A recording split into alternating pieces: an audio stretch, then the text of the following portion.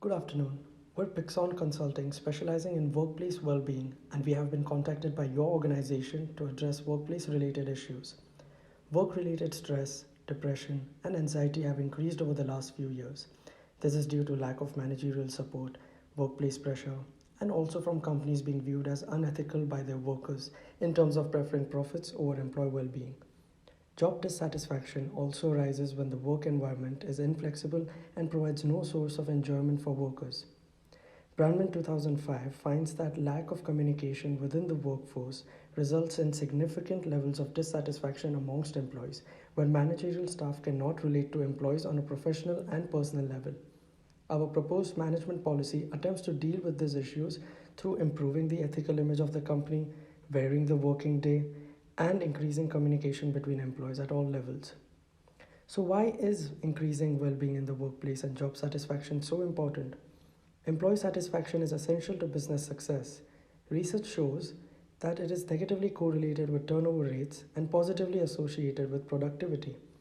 According to Brandman 2005, Gallup studies show that businesses with higher employee satisfaction have 86% higher customer ratings, 76% success in lowering turnover, 70% higher profitability, and 78% better safety records. Multiple studies support the notion that a strong link exists between employee satisfaction and productivity, with a study in Finland finding that an increase in job satisfaction by one standard deviation is associated with an increase in the value added per hours worked by approximately 6%. Arjul has supported the claim by finding evidence of a humble positive correlation between job satisfaction and measures of productivity. The more satisfied the employees, the more they engage, contribute, and commit. Our management plan is that your company implements a volunteering program whereby employees spend the last 2 hours of the workday on Friday dedicated to work volunteering project.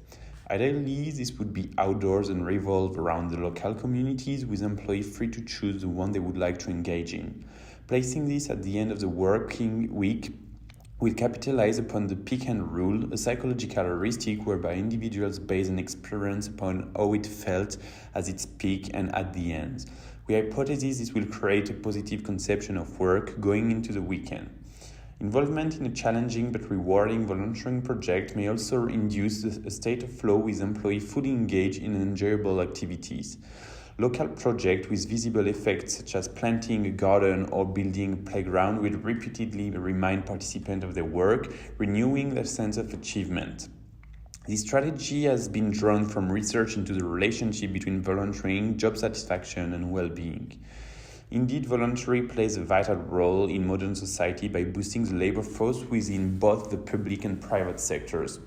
Volunteers are integral to the social infrastructure of the community and are reported to have higher subjective well-being than people who do not volunteer. A study in the Journal of Social Service Research in 2008 established that increases in perceived control and optimism may be the mechanism by which volunteering leads to increased well-being. Samuelson and Cefa in 2019 found that volunteering and charitable engagement are positively associated with life satisfaction, although the level of utility depends on the type of volunteering. Indeed, people tend to prefer volunteering that is socially close, and the program would focus on the local communities. As shown by Gore and Greenblatt in 1998, volunteers tend to express significantly higher feeling of self-respect and life satisfaction, while on the other hand, non-volunteers express greater symptoms of depression and anxiety. Improved socialization and skill acquisitions may be the mechanism through which volunteering improves well-being. Both Park and Glom suggest that practice brings several benefits to perceptions of job success and employer recognition. These benefits are positively associated with increased volunteer hours, and increased volunteer hours are positively associated with greater skill acquisition, a benefit to the individual and the employer. As reports of skill acquisition are positively associated with reports of being recognized at work and perceptions of job success, there are multiple benefits.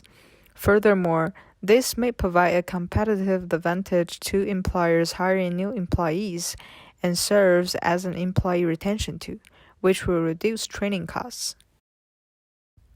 Moreover, Engaging in volunteering work outside of the workplace improves relations between colleagues and, more importantly, management, as it places all on one equal footing outside of the rigid workplace hierarchy. Volunteering tends to foster team cohesion and increase communication amongst employees across departments. Team challenges and volunteering are opportunities to develop strong ties between the different actors that will ensure these actions are to be repeated.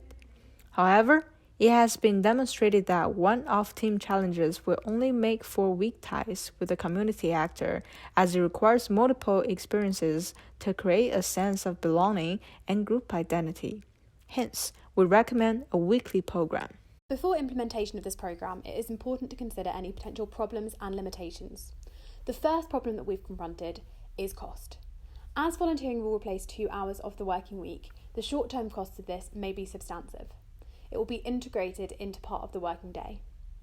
However, intangible benefits will be gained through improved health and socialisation between employees. We've already demonstrated this link between wellbeing and productivity, so this may improve overall output in the long run. There is precedent for including volunteering in the workplace, with large firms like Deloitte and EY allocating time for employees to devote to voluntary ventures. The second problem we've identified is that of reverse causality. Thwaites and Hewitt found that happier people tend to engage more in volunteering, which throws into doubt the direction of causality. However, an alternative paper by Meyer and Steitzer in 2006 studied the effect of a shock loss of volunteering opportunities on individuals and found evidence to suggest the opposite. They found that frequent, weekly or monthly volunteering had a statistically significant effect at a 5% significance level. The third consideration is, how do we assess success? There is the option to opt out of the programme and spend the afternoon working, which will give us a continuous evaluation of the success of the programme. If there are high opt-out rates, then there's clearly a problem and people aren't feeling that they benefit from it. An alternative version is to have an anonymous survey before implementation and at regular monthly intervals for the first 6 months following the implementation of the programme. Employees will be asked why they've dropped out if they have dropped out, and about their job satisfaction and well-being. To conclude, research supports the use of volunteering as a tool to improve well-being, and through this, productivity.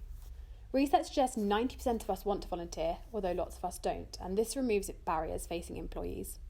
In the long run, we expect the programme to improve well-being, and the company may become more competitive as ethics become more important for clients.